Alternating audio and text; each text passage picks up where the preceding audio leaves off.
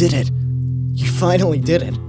You've started to improve your life, and your journey has just begun. You're finally starting to cut out all the bad influences in your life, such as drugs, pornography, excessive alcohol usage, and much more.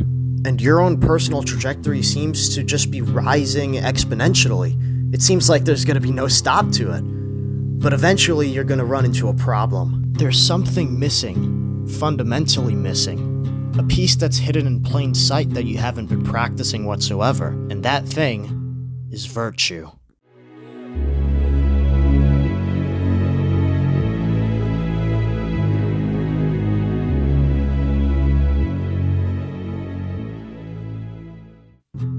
In the previous video, we saw how a terrible mindset and influence can mess you up. And the reality is that the pursuit of lower goods, the purely carnal and material substances, will never fulfill the happiness that you were looking for. So if us all now knowing that, let's take a look at the other road you can go down, using the Batman as our example. Bruce Wayne. I mean, you gotta be kidding me.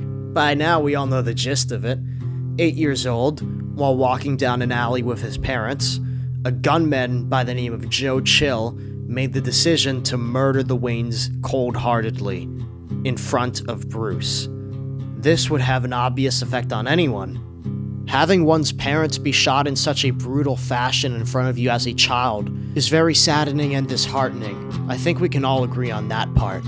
Bruce had money, fame, and all sorts of luxuries, but it ultimately meant nothing because his parents were gone. With that absence, his butler Alfred took on raising Bruce for the rest of his childhood, teaching him how to fight, and much more. But even with all of that, despite Alfred trying his best, Bruce still had a gaping hole left in his heart. He was bitter. He was miserable.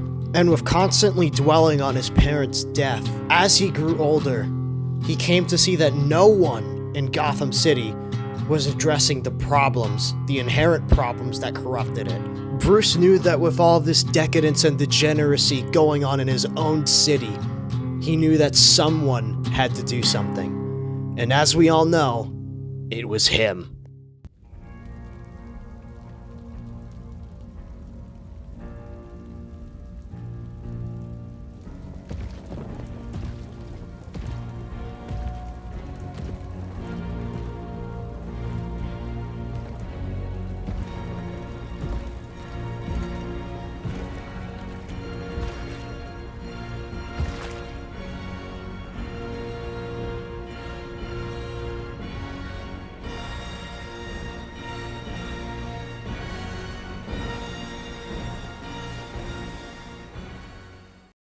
Having the wealth of the Wayne family at his fingertips, he launched a crusade against the rampant crime in Gotham.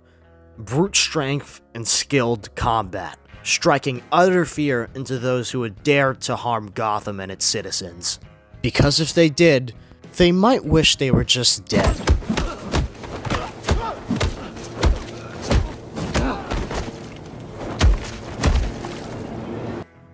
Crimes were being stopped, fear was being instilled.